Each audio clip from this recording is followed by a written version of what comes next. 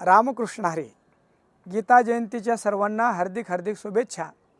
मार्गशीर्ष शुद्ध एकादशी, जिला मोक्षदा एकादशी असं सुद्धा म्हणतात, या दिवशी केवळ भारतामध्येच नव्हे तर संपूर्ण भारत देशामध्ये हर्ष उल्हास आणि उत्साहामध्ये गीता जयंती साजरी होते. 5000 वर्षापूर्वी कुरुक्षेत्राच्या रणांगणावर हत्तींचा खणखणाट, बाणांचा सनसनाट, हत्तींचे चित्कार, घोड्यांचं खिंदाळणं आणि अनेक शूरवीरांच्या आरोळ्या, अशा अशांतीच्या वातावरणामध्ये भगवान श्रीकृष्णाने जे शांतीचं गीत गायलं ते म्हणजे श्रीमद भगवद्गीता. अर्जुनाला निर्माण झालेला विषाद, विषादापासून तर प्रसादापर्यंतचा प्रवास भगवान श्रीकृष्ण आणि अर्जुन यांच्या संवादातून करण्यात आला, ती ही गीताच. आतापर्यंत अध्यात्मविद्या ही अरण्यामध्ये जाऊन चिंतन करण्याची होती, परंतु ही अरण्यविद्या ज्या रूपाने रणविद्या झाली ती म्हणजे श्रीमद भगवद्गीता. भगवंताने विचार केला की भविष्य काळामध्ये मनुष्याच्या जीवनामध्ये जीवनाचं युद्धच राहणार आहे. या विचारांच्या अशांततेमध्ये, जीवनाच्या संघर्षामध्ये मनुष्याला शांतिगीत गाता यावं म्हणून तर या युद्धाच्या प्रसंगी ही गीता तयार झाली. अर्जुनाच्या डोळ्यामध्ये असलेले अश्रू, या अश्रूचं मूळ कारण मिटवून त्याच्या जीवनामध्ये खरा आनंद निर्माण होण्यासाठी भगवान श्रीकृष्णाने जे गीत गायलं ते अलौकिक गीत म्हणजे श्रीमद भगवद्गीता. खरं तर गीता हा चरित्रांचा इतिहास सांगणारा ग्रंथ नाही आहे, तर मनुष्याच्या आतमध्ये असलेल्या, अंतःकरणामध्ये असलेल्या वेगवेगळ्या वृत्तींचं दर्शन घडवणारा हा ग्रंथ आहे. म्हणून बघा ना, गीतेची सुरुवातच होती धृतराष्ट्रापासून. धृतराष्ट्र उवाच धर्मक्षेत्रे कुरुक्षेत्रे समवेतायुत्सवः मामकाः पांडवाश्चैव किम कुर्वत संजय. धृतराष्ट्र म्हणजे काय? ज्याच्या अंतःकरणामध्ये राष्ट्र पकडून ठेवण्याची इच्छा आहे. हे राष्ट्र माझ्याकडेच राहायला पाहिजे, माझंच राष्ट्र मोठं असायला पाहिजे, अशी ज्याची इच्छा आहे, अशी लोभात्मक वृत्ती आहे, तो धृतराष्ट्र. म्हणून सगळ्या जगामध्ये आज जे भांडणं चाललं आहे ते या धृतराष्ट्र वृत्तीमुळेच. माझंच राष्ट्र महासत्ता बनायला पाहिजे, इतर जे राष्ट्र आहेत त्या सगळ्या राष्ट्राने माझ्या देशाच्या खाली काम करायला पाहिजे, जगामध्ये कोणी विकास करायलाच नको. आता आपण बघतोय की राष्ट्रामध्ये जे भांडणं चालले ते यासाठीच की माझंच राष्ट्र श्रेष्ठ आणि दुसऱ्याचं राष्ट्र कनिष्ठ. आज भारत महासत्ता बनू पाहतोय, परंतु आतापर्यंत जे राष्ट्र प्रगत होते त्या राष्ट्रांचे राष्ट्रपती असं म्हणतात की भारत पुढं नको जायला, आमचंच राष्ट्र सर्वश्रेष्ठ असायला पाहिजे. त्यासाठी तर धडपड चालली आहे आणि त्याचंच प्रतिकात्मक रूप म्हणजे हा धृतराष्ट्र आहे. मामकाः पांडवाश्चैव. माझे आणि पांडवाचे मुलं काय करते झाले कुरुक्षेत्राच्या रणांगणावर. युद्धाचं मूळच याच्यामध्ये आहे. जिथं भेद निर्माण झाला, जिथं माझं तुझं निर्माण झालं, मी श्रेष्ठ तू कनिष्ठ, मला सगळं मिळायला पाहिजे तुला काहीच नको मिळायला, ही वृत्ती निर्माण झाली रे झाली की युद्धाला सुरुवात होते. म्हणून युद्धाचं मूळच याच्यामध्ये आहे. भेदामध्ये, अभेदामध्ये युद्ध होऊ शकत नाही. म्हणून हा धृतराष्ट्र म्हणजे मनुष्याच्या अंतःकरणामध्ये असलेली लोभाची वृत्ती म्हणजे तो धृतराष्ट्र. आता बघा, या धृतराष्ट्राचं प्रेम आहे ते दुर्योधनावर. दुर्योधन तरी कोण? दुर्योधन याचंच पोरगा असल्यामुळं सगळं काही मलाच पाहिजे. या रणांगणावर असलेले सगळे शूरवीर मेले तरी चालेल, परंतु विजय माझाच व्हायला पाहिजे, माझ्यासाठी त्यांनी लढायला पाहिजे. म्हणून तर त्याचे शब्द पुढे येतात. अन्ये बहवः शूरा मदर्थे त्यक्तजीविनाः नाना शस्त्रप्रहरणास सर्वे युद्ध विशारदाः. अर्थात अन्ये बहवः शूरा मदर्थे त्यक्तजीविनाः. मदर्थे त्यक्तजीविना अर्थात माझ्यासाठी हे सगळे जे शूरवीर आहेत ना, हे स्वतःचे प्राण अर्पण करण्यासाठी तयार झालेले आहेत. दुर्योधनी वृत्ती म्हणजे तरी काय? सगळे मेले तरी चालेल, पण माझा स्वार्थ साधायला पाहिजे, अशा प्रकारची जी वृत्ती आहे तिला म्हणायचं दुर्योधन. धृतराष्ट्राला हा दुर्योधन आपला वाटतो. काय हो याचा अर्थ?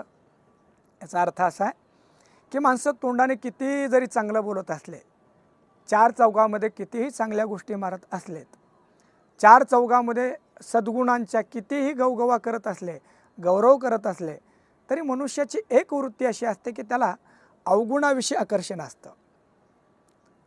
याचं दर्शन घेता आपल्याला घडवते. म्हणून बघा ना, बरेच माणसं आपल्याला बोलताना खूप चांगले बोलताना दिसतात, परंतु बरेचशा त्यांच्या क्रिया अशा असतात की त्या अवगुणांचे समर्थन करणारे असतात, अवगुणांचाच गौरव करणारे असतात. आणि लोकांमध्ये सद्गुण मिरवणारे माणसं गुपचित अवगुणांकडेच झुकतात, अवगुणांकडेच त्यांचा ओढा असलेला दिसतात. म्हणून धृतराष्ट्र म्हणजे लोभाची वृत्ती, की जी वृत्ती वाईट गोष्टींना सुद्धा माझं म्हणते. आता पुढे येतोय आपल्याला अर्जुन. अर्जुन ही सुद्धा एक वृत्ती आहे. अर्जुन शब्दाचा अर्थ केला रुजुत्वात अर्जुन, जो सरळ आहे, ज्याच्या जीवनामध्ये वडीलधाऱ्यांचा आदर आहे, गुरुविषयी श्रद्धा आहे, संस्कृतीविषयी प्रेम आहे, असा हा अर्जुन आहे. अर्जुनाच्या समोर जेव्हा सर्व नातेवाईक, गुरुजन हे सगळे अर्जुनाने समोर पाहिले, तेव्हा तो बोलतोय की आचार्य पितर पुत्रास्तथैवच पितामहा मातुलः श्वशुराः पौत्राशाला संबंधिनस्तथा एतान् हन्तुमिच्छामि घ्नतोऽपि मधुसूदन अपि त्रैलोक्यराज्यस्य हेतो किं नु महि कृते.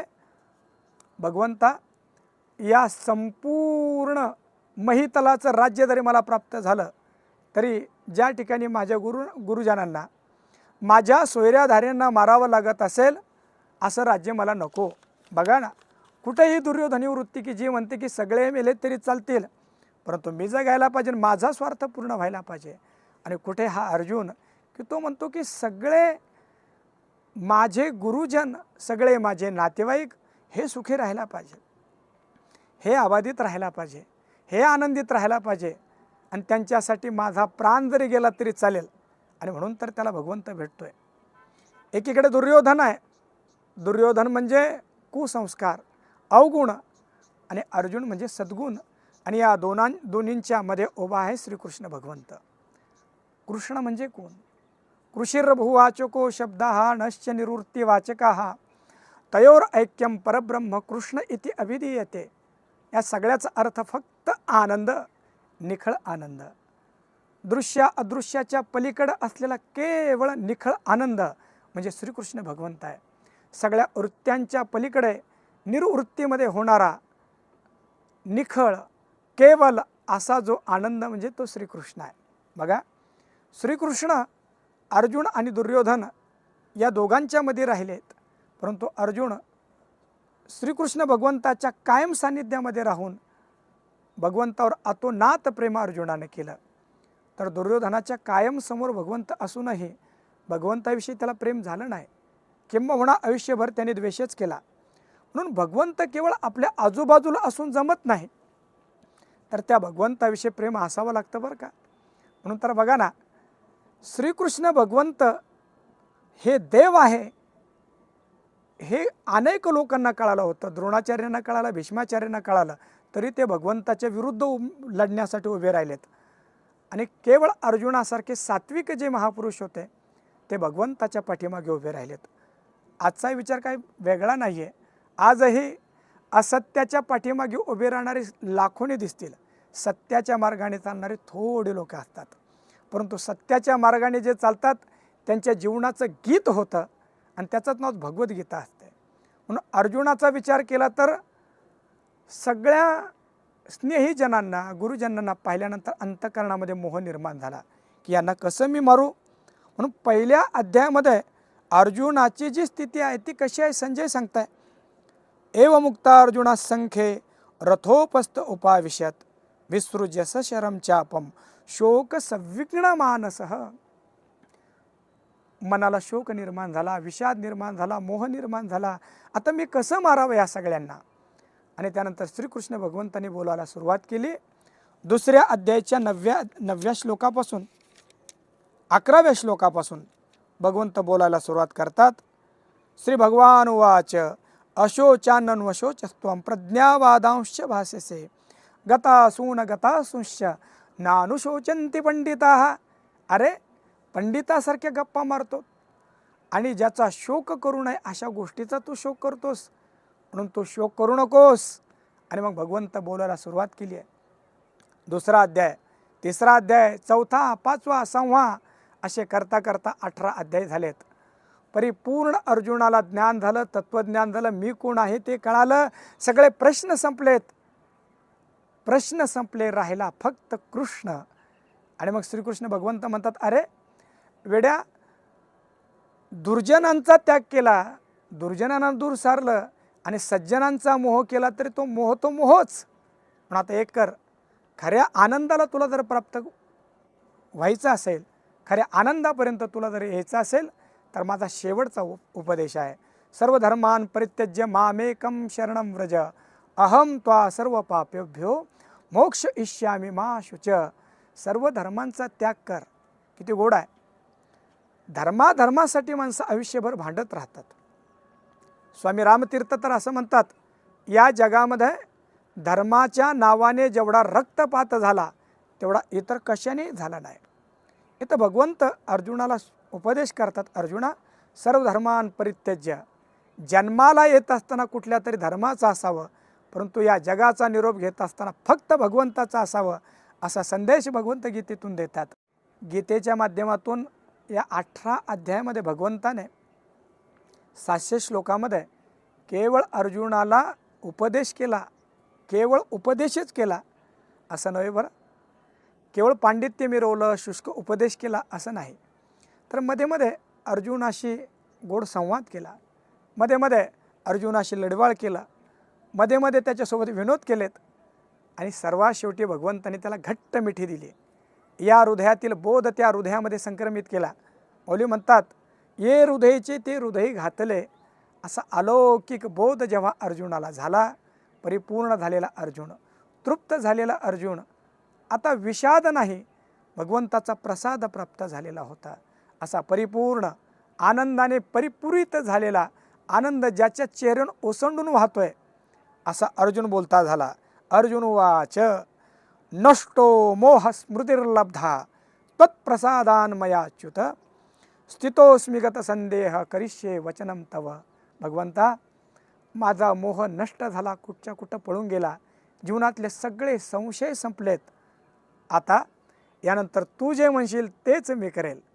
किती गोड आहे.